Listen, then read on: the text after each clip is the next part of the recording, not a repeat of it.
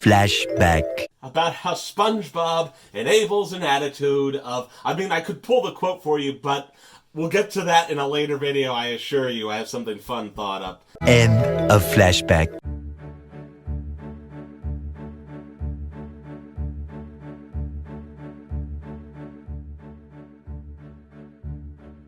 Unsettling Spongebob and the Legacies of Violence on Bikini Bottom. So you just want me to read? Oh, this is going to be fun. Stephen Hillenburg, the creator of SpongeBob, passed away in 2018. Missing from the obituaries and tributes to Hillenburg's legacy, however, was any discussion about the normalization of colonial and military violence engendered through his cartoon depiction of Bikini Bottom. The cartoon desensitizes viewers to the violence of settler colonialism, normalizes and erases the displacement of the Bikinian people from their ancestral land, and whitewashes U.S. military rampage on the islands and the history and narratives of the Bikini. SpongeBob's encroachment on Bikini Atoll maintains an American military hegemony that erases intergenerational violence against the Marshallese people.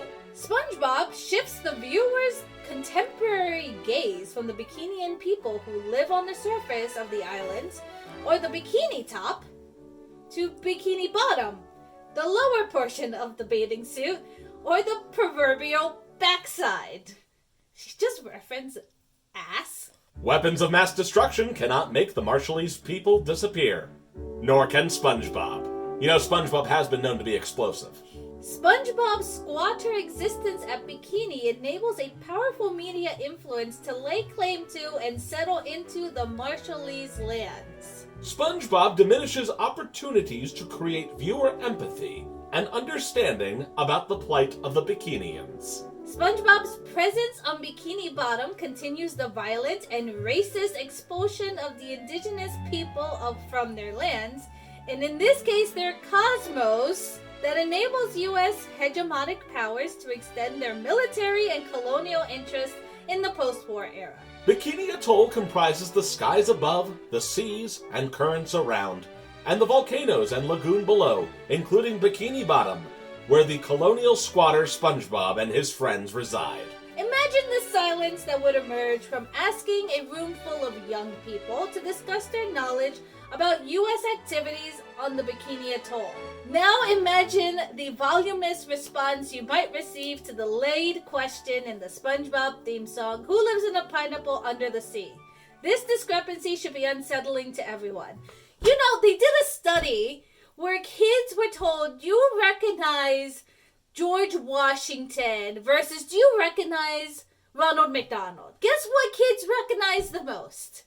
Yes, the stuff that we pay to get them advertised to. The viewer becomes an unwitting participant in the co-opting of Bikini's story and the exclusion of the Bikinian people from the post-war discourses that Diaz illuminated. It is implausible that Hillenburg and Nickelodeon, the cartoons network, envisioned an act of U.S. colonialism as they developed the show.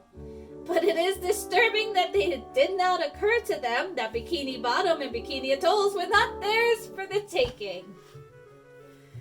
Hillenburg just wanted to teach kids about aquatic life. And guess what? I learned nothing about aquatic life learning from SpongeBob. Millions of children who view the show become acculturated to an ideology that includes the U.S. character SpongeBob residing on another people's homeland as a framework for how our world operates. Personally, I blame the game Risk. People do not laugh at the SpongeBob theme song and cartoon because they are malicious or willing conspirators to colonial activities. However, if the laughter of audiences is not wrong, then neither are the tears of the Bikinian people. What should give us pause is the infinite gulf between these reactions. I actually want to know if Bikinian people cry when they see SpongeBob. I'm sorry. Are you okay? You said you personally played the game Risk and I couldn't. Consumers of SpongeBob do not think about the non-fictional Bikini.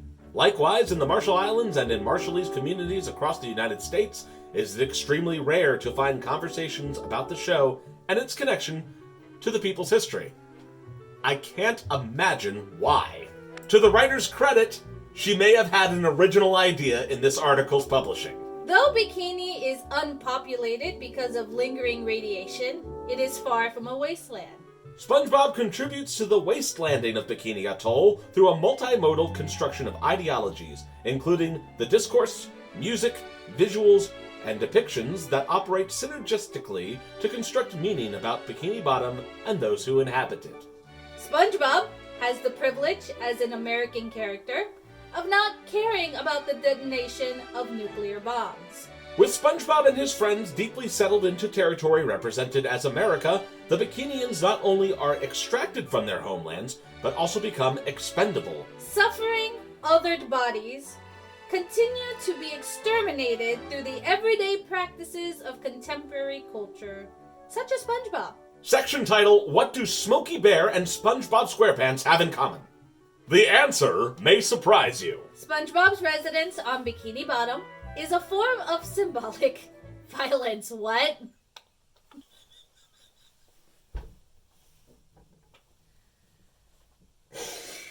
I can't. We're not even halfway through. There's more to this quote, apparently. An unconscious mode of domination subtly embedded in everyday thoughts, action, and objects that maintain objects. You mean like the Krabby Patty? That maintains its power precisely because people fail to recognize it as violence. I apparently, we're so desensitized to violence, we don't know what violence is. Like Smokey Bear, SpongeBob plays a role in creating an exclusionary nationalism, which Kosek described as a nationalism that establishes parameters about ownership, residence, and acceptable activities on government-controlled land.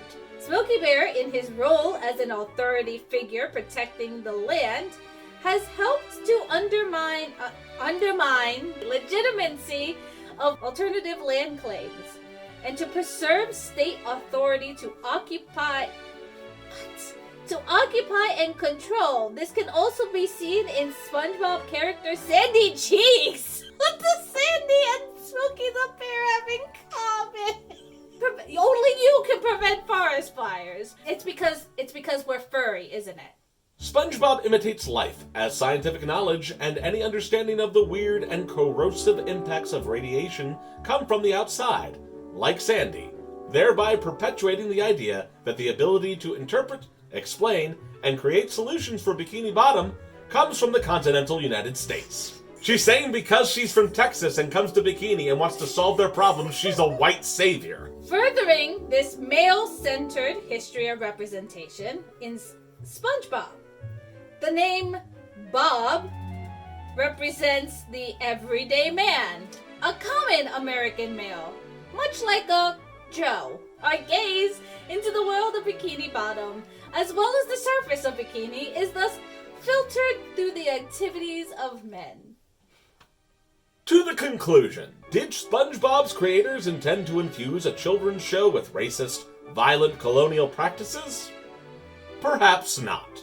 We should be uncomfortable with a hamburger-loving American community's occupation of Bikini's lagoon and the ways that it erodes every aspect of sovereignty.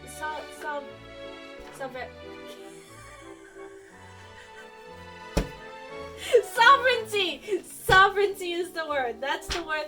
If the fan theory connecting the mutations of the characters in the show to radiation exposure from actual nuclear testing is true, perhaps the American public needs SpongeBob to remain far away. The absence of the Bikinians from their ancestral homeland does not mean that Bikini Atoll is up for grabs and available for others, even fictional characters, to inhabit. The cartoon's lingering presence on Bikini Bottom particularly impacts the women of Bikini by maintaining a militarized, male-centric view of place. A critical examination of SpongeBob thus creates new opportunities to unsettle and surface the legacies of colonial violence on Bikini.